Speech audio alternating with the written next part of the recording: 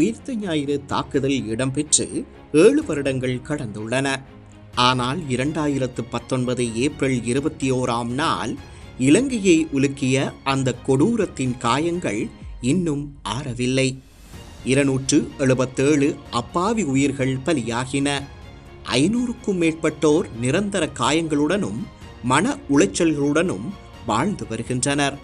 பல குடும்பங்கள் தமது அன்புக்குரியவர்களை இழந்த துயரத்திலிருந்து இன்னும் மீளவில்லை. இந்த நிலையில் பல ஆண்டுகளாக மறைக்கப்பட்டிருந்த உண்மைகள், விஞ்ஞானபூர்வமான குற்றவியல் விசாரணைகள் மற்றும் நீதிமன்ற நடவடிக்கைகள் ஊடாக மெல்ல மெல்ல வெளிச்சத்திற்கு வர தொடங்கியுள்ளன. இவ்வாறான தருணத்தில் பாதிக்கப்பட்டவர்களுக்காக குரல் கொடுப்பதற்கு பதிலாக குற்றச்சாட்டுகளுக்கு உள்ளாகியவர்களுக்காக ஒரு போலி அனுதாப சூழல் திட்டமிட்டு உருவாக்கப்படுவது மிகுந்த கவலை அளிக்கிறது. அரச புலனாய்வு பிரிவின் முன்னாள் பிரதானி சுரேஷ் சலே உயிர்த்த ஞாயிறு தாக்குதலின் சூத்திரதாரி என சட்டமா அதிபர் திணைக்களத்தின் மேலதிக சொலிசிட்டர் ஜெனரல் திலீப் பீரிஸ் நீதிமன்றத்தில் தெரிவித்திருப்பது சாதாரண குற்றச்சாட்டு அல்ல.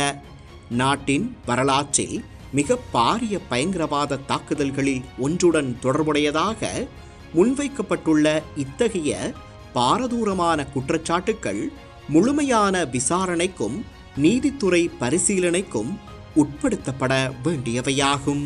ஆனால் இந்த சூழ்நிலையில் நாமல் ராஜபக்ஷ, விமல் வீரவன்ச, உதய கம்மன்பில, சரத் வீரசேகர, திலீப் ஜாவீர உள்ளிட்ட அரசியல்வாதிகள் சுரேஷ் சலேவுக்காக அனுதாப கண்ணீர் வடிப்பது நீதிக்கான போராட்டத்தை திசை திருப்பும் அரசியல் நாடகமாகவே தோன்றுகிறது.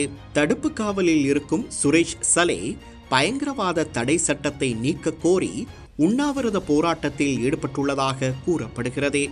பல தசாப்தங்களாக இந்த சட்டத்தின் கீழ் ஆயிரக்கணக்கான தமிழ் மற்றும் முஸ்லிம் இளைஞர்கள் உட்பட பலர் பாதிக்கப்பட்ட போது மௌனமாக இருந்த பூரித்து போன அரசியல் தரப்பினர் இன்று தங்களுடன் நெருக்கமாக கருதப்படும் ஒருவருக்காக மனித உரிமைகளையும் ஜனநாயகத்தையும் பேசுவது வெளிப்படையான இரட்டை நிலைப்பாடாகும்.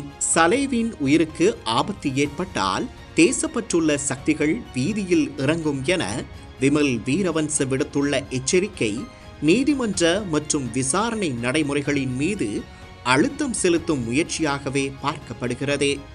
அதே போன்று ஒரு காலத்தில் ஜஹ்ரான் ஆசிம் தான் இந்த தாக்குதலின் முழுமையான சூத்திரதாரி என வலியுறுத்திய உதய கம்மன்பில உள்ளிட்டவர்கள் இன்று விசாரணைகள் அரசியல் அதிகார மையங்களை, குறிப்பாக ராஜபக்ஷக்களை நோக்கி நகரும் போது முற்றிலும் மாறுபட்ட நிலைப்பாட்டை எடுப்பதும் கேள்விகளை எழுப்புகிறது. 2019ஆம் ஆண்டு நடைபெற்ற இந்த தாக்குதல் ஒரு குறிப்பிட்ட அரசியல் தரப்பை ஆட்சிக்கு கொண்டு வரும் அரசியல் சூழலை உருவாக்குவதற்காக பயன்படுத்தப்பட்டதா என்ற சந்தேகம் நாட்டின் பல தரப்பினரிடமும் தொடர்ந்து நிலவி வருகிறது.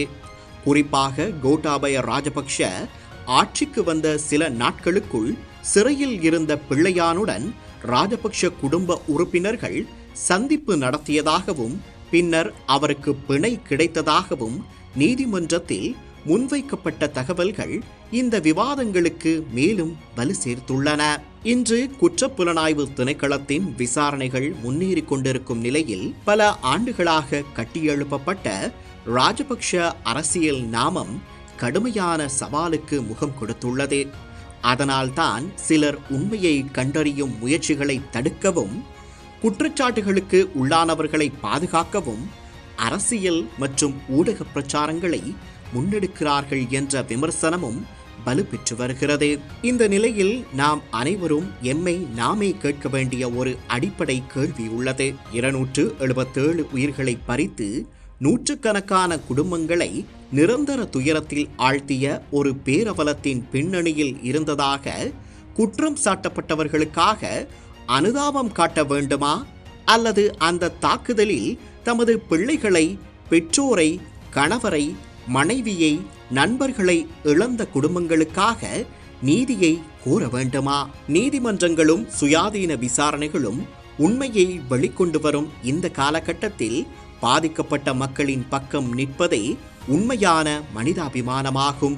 குற்றவாளிகள் யாராக இருந்தாலும், அவர்கள் எந்த இனத்தை சேர்ந்தவர்களாக இருந்தாலும், எந்த மதத்தை சேர்ந்தவர்களாக இருந்தாலும், எந்த அரசியல் அதிகாரத்தை கொண்டவர்களாக இருந்தாலும், அவர்கள் சட்டத்தின் முன் நிறுத்தப்பட வேண்டும்.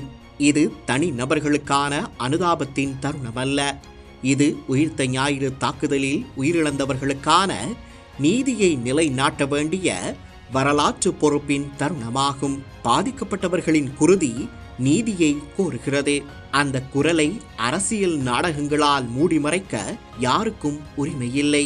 தமிழ், முஸ்லிம், மலேக அரசியல் தலைவர்கள் எப்போது நீதிக்காக வாய் திறப்பார்கள் என்றும் தெரியவில்லை.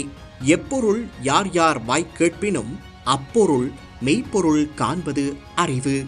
எந்த விடயத்தை யார் கூறினாலும் அதில் உள்ள உண்மையை ஆராய்ந்து கண்டறிவதே உண்மையான அறிவாகும். உயிர்த்த ஞாயிறு தாக்குதல் தொடர்பான விசாரணைகளிலும் அரசியல் பிரச்சாரங்களிலும் உணர்ச்சிகளுக்கோ அதிகாரங்களுக்கோ அடிப்பணியாமல் உண்மையையும் நீதியையும் மட்டுமே வழிகாட்டியாக கொள்ள வேண்டியதன் அவசியத்தை இந்த குறள் நினைவூட்டுகிறது.